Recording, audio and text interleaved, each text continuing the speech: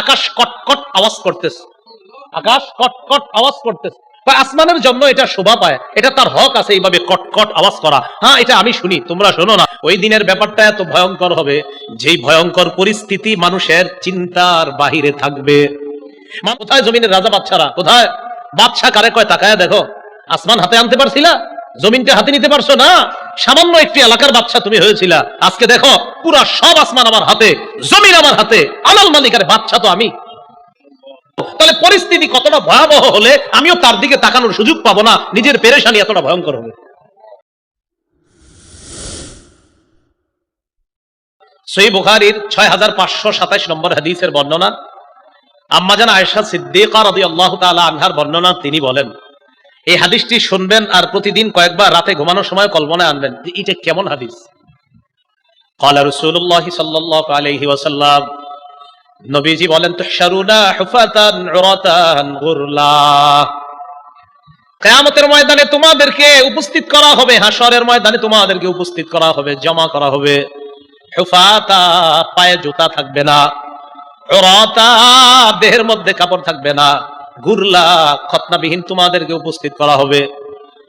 আম্মা জান আয়েশা সিদ্দিকা রাদিয়াল্লাহু তাআলা আনহা বলেন, কুলতু ইয়া রাসূলুল্লাহ, আর-রিজালু ওয়ান-নিসা ইয়ানজুরু বা'দুহুম ইলা বা'দ, ইয়া রাসূলুল্লাহ, নারী পুরুষ সবাই তো কিয়ামতের ময়দানে দাঁড়াবে, যদি পরনে কাপড় না থাকে, উলঙ্গ থাকে, একজন আরেকজনের দিকে তাকাবে, এই ব্যাপারটা তো লজ্জাকর বিষয়।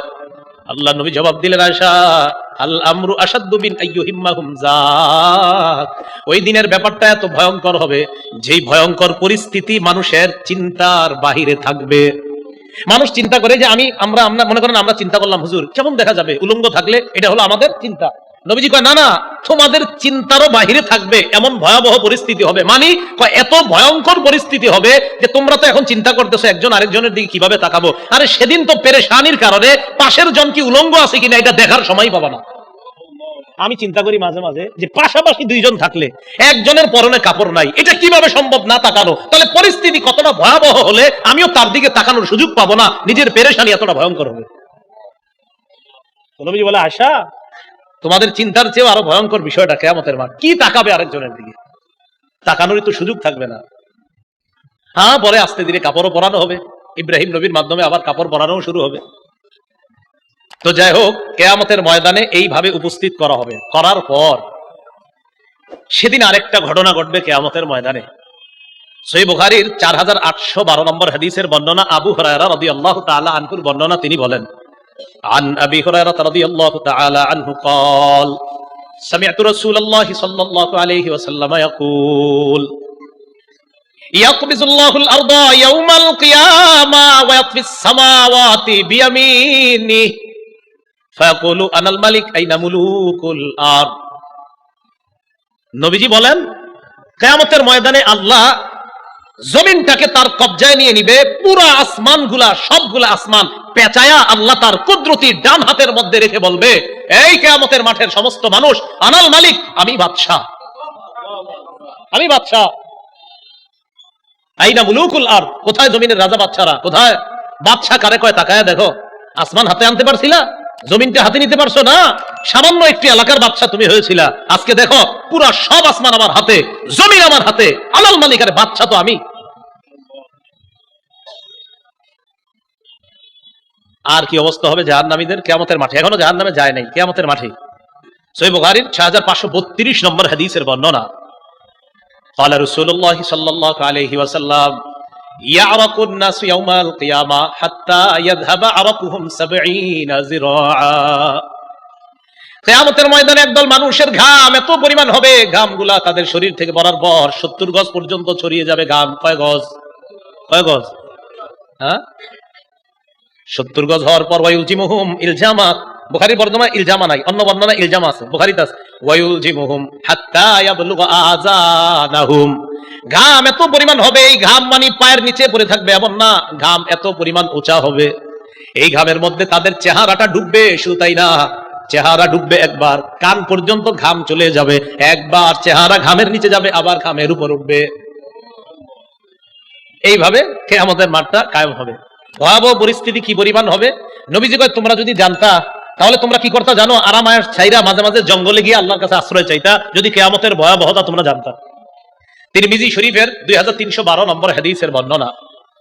এই হাদিসের মধ্যে আসছে রাসূলুল্লাহ সাল্লাল্লাহু আলাইহি সাল্লাম বলেন,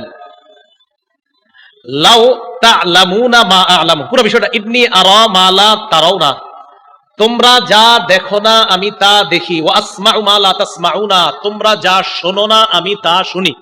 বর্ণনাটা মন দিয়ে শুনেন, তোমরা যা দেখো না আমি তা দেখি, তোমরা যা শোনো না আমি তা শুনি। আবু যর গিফারি রাদিয়াল্লাহু তাআলা আনহু বর্ণনা। এরপর নবীজি বলেন, শোনো, আত্তাতিস সামা ওয়া হুক্কালাহা আনতা ইত্তা, কয় আকাশ কটকট আওয়াজ করতেছে, আকাশ কটকট আওয়াজ করতেছে, কয় আসমানের জন্য এটা শোভা পায়, এটা তার হক আছে এইভাবে কটকট আওয়াজ করা। হ্যাঁ, এটা আমি শুনি, তোমরা শোনো না। কয় এটা ও কটকট করতেছে। কয় জানো তোমরা, মা ফিহা মাউদিউ আরবা'i আসাবি'a ইল্লা ওয়া মালাকুন ওয়াদি'ুন জাবহাতাহু ফিস সামা সাজিদান লিল্লাহ। নবীজি বলেন, আসমানের মধ্যে এমন 4 আঙ্গুল পরিমাণও ফাঁকা জায়গা নাই যে জায়গার মধ্যে একজন ফেরেশতা তার মাথাটা ঝুঁকায় আল্লাহর দরবারে সিজদা করে না। আসমানের মধ্যে 4 আঙ্গুল পরিমাণও ফাঁকা পাবে না, প্রত্যেকটা জায়গায় ফেরেশতার সিজদা পাইবা। ফেরেশতা সিজদা করে, আসমান কটকট আওয়াজ করে, এটা তার জন্য শোভা পায়, সে করে এই আওয়াজটা। এরপরে কি কয় নবীজি দেখেন, লাউ তা'লামুনা মা আ'লামু, আমি যা জানি তোমরা যদি তা জানতে, লা দাহিকতুম কালিলা ওয়া লা বাকাইতুম কাসীরা, তাহলে তোমরা কম হাসতে আর বেশি বেশি কান্না করতা। এরপর আল্লাহ নবী বলেন, ওয়া তালাদ্দাতুম বিন নিসাই আলা ফুরুশিকুন্না ওয়া লা খুরুজতুম ইলা সুদাতি তাজআরুনা ইলা আল্লাহ, আমি যা জানি তোমরা যদি তা জানতে, তোমরা তোমাদের আরাম-আয়েশের বিছানাগুলা ছেড়ে বিবিদেরকে মাঝে মাঝে রাইখা জঙ্গলের মধ্যে চইলা যাইতে আল্লাহর কাছে আশ্রয় নেওয়ার জন্য, আর তোমরা বলতা লাওয়াদিত্তু আন আকুনা শাজারাতান তু'দাদু, মনে মনে বলতা, হায় আমি যদি গাছ হয়ে যেতাম যে গাছটা কেটে ফেলা হতো, আমি যদি গাছ হয়ে যেতাম যে গাছটা কেটে ফেলা হতো। তাহলে চিন্তা করেন পেরেশানি কি পরিমাণ। নবীজি কয়, তোমরা যদি জানতা আমি যা জানি, মাঝে মাঝে জঙ্গলে গিয়ে কি বলতা জানো, হায় আল্লাহ তোমার আশ্রয় চাই, তোমার কাছে বানা চাই, আমি যদি গাছ হয়ে যেতাম যে গাছটাকে কেটে ফেলে এটাকে লাকড়ি বানায়া মানুষ জ্বালায় ফেলতো বা শেষ হয়ে যেত, আমার আর কোনো হিসাব নিকাশ করার প্রয়োজন হইতো না। মাঝে মাঝে এরকম আফসোস হইতো, এরকম তোমরা করতা যদি তোমরা জানতা আমি যা জানি, এটা যদি তোমরা জানতা। কিয়ামতের ভয়াবহতা থেকে আল্লাহ হেফাজত করে আমাদেরকে যেন আরশের ছায়াতলে আল্লাহ মায়া করে জায়গা করে দেয়। সবচেয়ে ভয়ঙ্কর পরিস্থিতি কাদের হবে? অনেকের হবে, এর মধ্যে উল্লেখযোগ্য যারা বয়ান করে, বক্তৃতা করে, বক্তাদের। বক্তাদের বুখারী মুসলিমের এক যুগে বর্ণনা হাদিস, عن أسامة بن زيد رضي الله تعالى عنه قال قال رسول الله صلى الله عليه وسلم, উসামা রাদিয়াল্লাহু তাআলা আনহুর বর্ণনা, আল্লাহ নবী সাল্লাল্লাহু আলাইহি ওয়াসাল্লাম বলেন, ইউজাউ বির-রাজুলি ইয়াউমাল কিয়ামা ফায়ুলকা ফিন-নার, এক ব্যক্তিকে কিয়ামতের ময়দানে আনা হবে, আনার পর তাকে জাহান্নামের মধ্যে নিক্ষেপ করা হবে। জাহান্নামের মধ্যে নিক্ষেপ করার পর তাকায় দেখেন, ফাতানদালিকু আকতাবু বাতনিহি, জাহান্নামের আগুনের মধ্যে যাওয়ার পর তার পেটের নারী বুড়িগুলা বের হয়ে যাবে। নারী বুড়িগুলা বের হওয়ার পর ইয়াদুরু হাওলাহা কামা ইয়াদুরুল হিমার বির-রাহা, ওই ব্যক্তি নারী বুড়িগুলার চারপাশে ঘুরতে থাকবে যেইভাবে গাধা তার চাক্কির পাশে ঘুরতে থাকে। ফায়াজতামিউ ইলাইহি আহলুন নার, অন্যান্য জাহান্নামীরা তার কাছে আসবে। জাহান্নামীরা কি শান্তিতে আছে? অন্যরা এর সান্ত্বনা দিতে আসবে, মানে অন্য জাহান্নামীরা তো শান্তিতে নাই, তো এরা অবাক হয়ে যাবে, ঘটনা কি এর এই অবস্থা কা? তাহলে ব্যাপারটা বুঝেন, অন্য জাহান্নামীরা এর দেখতে আসবে যে ঘটনা কি এর এই অবস্থা কা। এই হাদিস আমি পড়ি আর বারবার চিন্তা করি, যে অন্য জাহান্নামীরা ওরে দেখতে আসবে, সবাই তো ভয়ঙ্কর অবস্থায় আছে, কিন্তু অন্যরা ওরে দেখতে আসবে, কি ঘটনা কি এর এই অবস্থা কা, তাহলে কি পরিমাণ ভয়ঙ্কর অবস্থায় আছে। তো জাহান্নামীরা আয়েশা বলবে, এই তোমারে তো চিনা চিনা লাগে। ওই জাহান্নামীরা বলবে, আলাম তাকুন তা'মুরুনা বিল মা'রুফ ওয়া তানহানা আনিল মুনকার, তুমি কি ওই ব্যক্তি না যে ব্যক্তি আমাদেরকে সৎ কাজের আদেশ করতা, অসৎ কাজের নিষেধ করতা? তুমি কি ওই ব্যক্তি না? তোমারে আমরা কতভাবে দাওয়াত দিয়ে আনতাম, তোমারে আমরা 7 দিন 10 দিন 20 দিন আমরা মাইকিং করতাম, তারপর তোমারে আনতাম, তুমি সেটা? আরে তুমি আমগরে নামাজের কথা বলতা, তুমি তো সে। তো বলবে, হ্যাঁ আমি সে। তো তোমার এই অবস্থা কেন? জবাব দিবে কুনতু আমুরুকুম বিল মারুফ ওয়ালা আতি, আমি তোমাদেরকে সৎ কাজের কথা বলতাম, আমি নিজেই করতাম না। তোমাদেরকে ফজরের নামাজ পড়ানোর ওয়াজ করতাম, এশার নামাজ পড়ার জন্য ওয়াজ করতাম, আমি নিজেই এশার নামাজ পড়তাম না, ফজর নামাজ পড়তাম না, বিভিন্ন নামাজে আমি অংশগ্রহণ করতাম না। একটা অনুষ্ঠান শেষ করে আরেকটাই যেতে হবে, এই টেনশনে মাঝখানে কত নামাজ কাট করে দিলাম, কাজা করে দিলাম। বয়ানের ফিকিরে করতে করতে একটা দুইটা তিনটা পর্যন্ত শেষ করে ফেললাম, অনেক সময় এশার নামাজের কথাটাও ভুলে গেলাম। তুমি সে? হ্যাঁ আমি সে। আফসোস। ওয়ানহাকুম আনিল মুনকার, আমি তোমাদেরকে অসৎ কাজ থেকে নিষেধ করতাম। আতি, আমি নিজেই অসৎ কাজ করতাম। আমি তোমাদেরকে বলতাম অশ্লীল সিনেমা দেখবা না, অশ্লীল কোনো কিছু করবা না, আমি নিজেই অশ্লীল কাম করতাম। তো এই কারণে আমার এই পরিস্থিতি।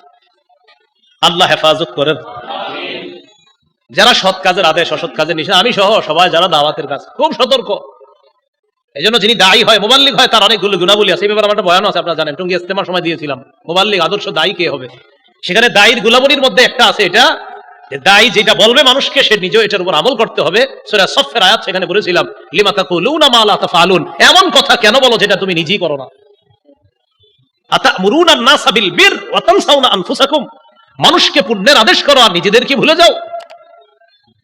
তো কিয়ামতের ময়দানে তার অবস্থাটা হবে সবচেয়ে ভয়ঙ্কর। যাদের অবস্থা হবে তাদের একজন হবে সে কিয়ামতের ময়দানে।